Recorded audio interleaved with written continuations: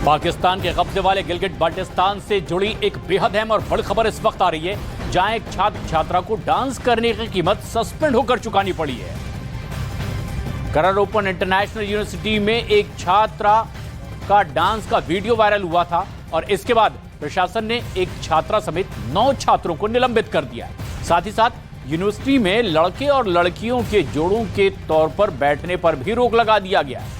इसके बाद यहां पर चर्चा शुरू हो गई है कि क्या पाकिस्तान में भी शिक्षा को लेकर अब तालिबानी फरमान सुनाया जाने लगा है। ओपी तिवारी हमारे सहयोगी फोन लाइन पर मौजूद हैं ज्यादा जानकारी के साथ। ओपी, आखिर ये किस आदेश के तहत इस तरह का फरमान और ये एक्शन छात्राओं पर लिया गया?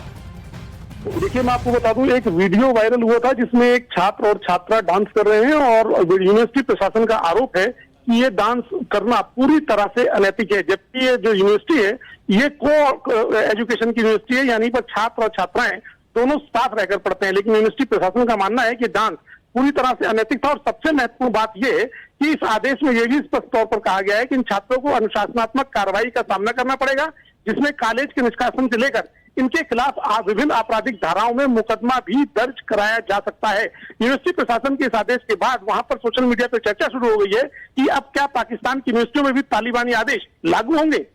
ये बड़े सवाल हैं और इसीलिए भी दुनिया अब पाकिस्तान पर कई सवाल खड़े कर रही है।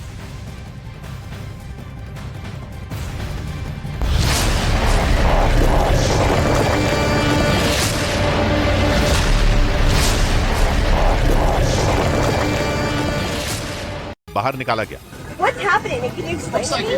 लेकिन इसके बाद भी वो टस से मस नहीं हो रही थी, इसलिए उसे हथकड़ी पहनानी पड़ी। हालांकि गिरफ्तारी के अगले ही दिन उसे जमानत दे दी गई।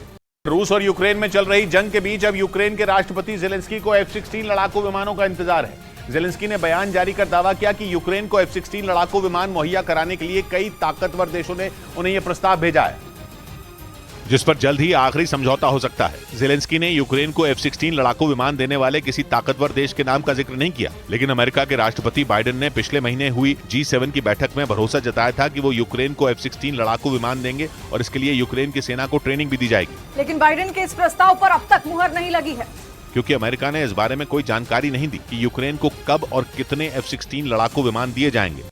अमेरिका की एक रिपोर्ट में दावा किया गया कि चीन लद्दाख से लगने वाले विवादित हिस्से अक्साई चिन में किसी बड़ी साजिश की तैयारी में है।